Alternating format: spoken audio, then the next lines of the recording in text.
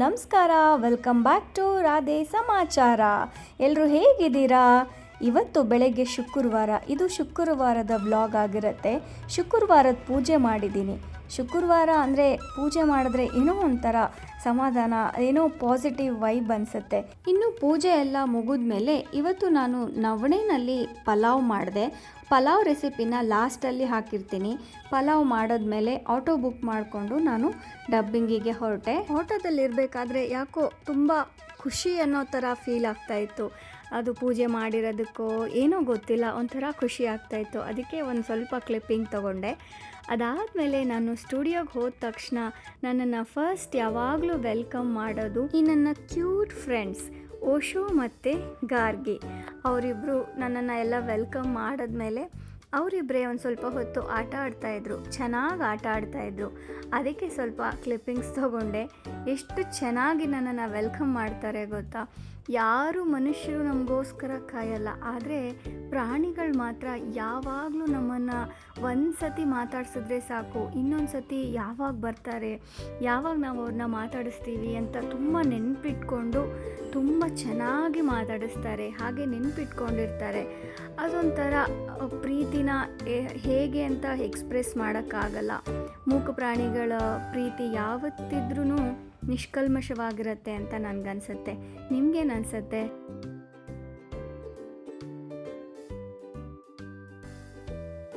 ಈಗ ನಾನು ಆಗಲೇ ಹೇಳ್ದಾಗೆ ನವಣೆ ಪಲಾವ್ ರೆಸಿಪಿನ ನೋಡ್ಕೊಂಡು ಬರೋಣ.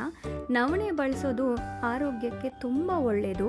ಆದಷ್ಟು ನೀವು ಕೂಡ ಸಿರಿಧಾನ್ಯಗಳನ್ನು ಬಳಸಿ ಆರೋಗ್ಯವಾಗಿರಿ ಅಂತ ನಾನು ಹೇಳ್ತೀನಿ. ಇವಾಗ ರೆಸಿಪಿ ಹೇಗೆ ಅಂತ ನೋಡೋಣ. ಮನೇಲಿ ಕ್ಯಾರೆಟ್ ಮತ್ತು ಬೀನ್ಸ್ ಇತ್ತು, ಅದನ್ನ ಹೆಚ್ಚಿಟ್ಕೊಂಡಿದ್ದೀನಿ. ಈರುಳ್ಳಿ, ಕ್ಯಾಪ್ಸಿಕಮ್ ಮತ್ತು ಶುಂಠಿ ಮತ್ತು ಮೆಣಸಿನ್ಕಾಯಿನ ಜಜ್ಜಿಟ್ಕೊಂಡಿದ್ದೀನಿ.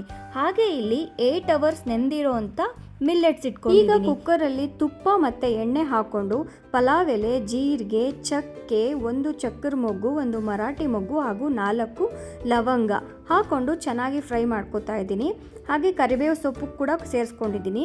ಕುಟ್ಟಿಟ್ಕೊಂಡಿರೋವಂಥ ಶುಂಠಿ ಮತ್ತು ಹಸಿಮೆಣಸಿನ್ಕಾಯಿ ಕೂಡ ಮಿಕ್ಸ್ ಮಾಡಿಕೊಂಡು ಈರುಳ್ಳಿ ಹಾಕ್ಕೊಂಡು ಚೆನ್ನಾಗಿ ಕೆಂಪಗಾಗೋವರೆಗೂ ಫ್ರೈ ಮಾಡ್ಕೊತಾ ಇದ್ದೀನಿ. ಇದು ಚೆನ್ನಾಗಿ ಕೆಂಪಗಾದ್ಮೇಲೆ ನಾವು ತೊಳೆದಿಟ್ಕೊಂಡಿರೋಂತಹ ತರಕಾರಿ, ಯಾವುದು ತರಕಾರಿ ಬೇಕಾದರೂ ಹಾಕ್ಕೋಬೋದು. ನಾನಿಲ್ಲಿ ಕ್ಯಾರೆಟ್, ಬೀನ್ಸ್ ಮತ್ತು ಬಟಾಣಿನ ಹಾಕ್ಕೊಂಡಿದ್ದೀನಿ. ತರಕಾರಿನ 1 ನಿಮಿಷ ಫ್ರೈ ಆದಮೇಲೆ 1 ನಿಮಿಷ ಈ ಥರ ಕುಕ್ಕರ್ ಮುಚ್ಚಿ ಸ್ಟೀಮಲ್ಲಿ ಬೇಯೋದಕ್ಕೆ ಬಿಡಿ. ಅಲ್ಲಿವರೆಗೂ ಒಂದು 4 ಗೋಡಂಬಿನ ನಾನು ಮುರ್ಕೊಂಡು ಅದ್ರ ಮೇಲೆ ಹಾಕ್ತಾಯಿದ್ದೀನಿ. ಅದಾದಮೇಲೆ ನಾವು ಮಿಲ್ಲೆಟ್ಸ್ ನೆನೆಸಿಟ್ಕೊಂಡಿದ್ವಲ್ಲ, ಅದನ್ನು ನೀರು ತೆಗೆದುಬಿಟ್ಟು ಬರೀ ಮಿಲ್ಲೆಟ್ಸ್ನ ಮಾತ್ರ ಈ ರೀತಿ ಹಾಕ್ಕೊಂಡು ಚೆನ್ನಾಗಿ ಮಿಕ್ಸ್ ಮಾಡ್ಕೋಬೇಕು. ಅದಾದಮೇಲೆ 1 ಗ್ಲಾಸ್ ನವಣೆಗೆ 1.5 ಗ್ಲಾಸ್ ಅಷ್ಟು ನಾವು ನೀರು ಹಾಕ್ಕೋಬೇಕು. ಇಲ್ಲಿ ನಾನು 2 ಗ್ಲಾಸ್ ನವಣೆ ತೊಗೊಂಡಿರೋದ್ರಿಂದ 3 ಗ್ಲಾಸ್ ಅಷ್ಟು ನೀರು ಹಾಕ್ಕೊಂಡಿದ್ದೀನಿ. ಹಾಗೆ ತರಕಾರಿಗೆ ಅಂತ ಒಂದು ಅರ್ಧ ಗ್ಲಾಸ್ ನೀರು ಹಾಕ್ಕೊಂಡಿದ್ದೀನಿ. ಈಗ ಕುಕ್ಕರ್ 3 ಕೂಗಕ್ಕೆ ಬಿಡೋಣ. ಪಕ್ಕದಲ್ಲಿ ಈ ರೀತಿ ಕ್ಯಾಪ್ಸಿಕಮ್ನ ಸಪ್ರೇಟಾಗಿ ಬೇಯಕ್ಕೆ ಇಟ್ಕೊಂಡಿದ್ದೀನಿ. ಮೊಸರು ಬಜ್ಜಿಗೆ ಅಂತ ಹೆಚ್ಚಿಟ್ಕೊಂಡಿದ್ನಲ್ವ, ಅದನ್ನು ಹಾಕಿಬಿಟ್ಟು ಮೊಸರು ಹಾಕಿಬಿಟ್ಟು ರುಚಿಗೆ ತಕ್ಕಷ್ಟು ಉಪ್ಪು ಸೇರಿಸಿದ್ರೆ ಮೊಸರು ಬಜ್ಜಿನೂ ರೆಡಿ ಆಯಿತು. ತುಂಬ ಗಟ್ಟಿಯಾಗಿದ್ದರೆ ಚೆನ್ನಾಗಿರಲ್ಲ ಅಂತ ಸ್ವಲ್ಪ ನೀರು ಕೂಡ ಆ್ಯಡ್ ಮಾಡಿಕೊಂಡೆ. ಮೊಸರು ತುಂಬ ಗಟ್ಟಿಯಾಗಿತ್ತು. ಹಾಗೆ ಇಲ್ಲಿ ಪಕ್ಕದಲ್ಲಿ ಕ್ಯಾಪ್ಸಿಕಮ್ ಫುಲ್ ಬೆಂದಿದೆ, ಅದನ್ನು ನೀರನ್ನ ಸೋಸ್ಕೊಂಬಿಡೋಣ. ಈಗ ಕುಕ್ಕರ್ ಪ್ರೆಷರ್ ಇಳಿದಿದೆ. ಪಲಾವ್ ಹೇಗಾಗಿದೆ ಅಂತ ನೋಡೋಣ. ನೋಡೋದಕ್ಕಂತೂ ತುಂಬ ಚೆನ್ನಾಗಿದೆ. ನೋಡಿ, ನೀರನ್ನ ನಾವು ತುಂಬ ಅಳತೆ ಮಾಡಿ ಹಾಕಿರೋದ್ರಿಂದ ಈ ರೀತಿ ಉದುರಾಗಿ ಸಿಗುತ್ತೆ. ಹಾಗೆ ಸಪ್ರೇಟಾಗಿ ಬೇಯಿಸ್ಕೊಂಡಿರೋ ಅಂಥ ಕ್ಯಾಪ್ಸಿಕಮ್ ಕೂಡ ಹಾಕೋಣ. ಒಟ್ಟಿಗೆ ಯಾಕೆ ಹಾಕಲಿಲ್ಲ ಅಂದರೆ ಕುಕ್ಕರಲ್ಲಿ ಬೆಂದಾಗ ಅದೊಂದು ಸ್ವಲ್ಪ ಮೆತ್ತಗಾಗ್ಬಿಡತ್ತೆ, ಚೆನ್ನಾಗಿರಲ್ಲ. ಅದಕ್ಕೆ ಸಪ್ರೇಟಾಗಿ ಬೇಯಿಸ್ಕೊಂಡಿದ್ದು. ನೋಡಿ, ನಮ್ಮ ರುಚಿಯಾದ ಆರೋಗ್ಯಕರವಾದ ನವಣೆ ಪಲಾವ್ ರೆಡಿಯಾಗಿದೆ. ಆಮೇಲೆ ಈ ರೆಸಿಪಿ ಮಾಡಬೇಕಾದ್ರೆ ನೀವು ಗಮನಿಸಿರಬಹುದು, ಬೇರೆ ಯಾರ್ದೋ ಗಂಡಸರ ಕೈ ಇತ್ತಲ್ವ ಅನ್ಕೋಬೋದು. ಇನ್ಯಾವುದೋ ಅಲ್ಲ, ಇದು ನನ್ನ ಹಸ್ಬೆಂಡ್ ಮಾಡಿದ್ದು. ಸೊ ಅವ್ರದ್ದೇ ಈ ರೆಸಿಪಿ. ಹೀಗಾಗಿ ಅವರೇ ರೆಡಿ ಮಾಡ್ತಾಯಿದ್ರು, ನಾನು ಬರೀ ಹೆಲ್ಪ್ ಮಾಡಿದೆ ಅಷ್ಟೇ.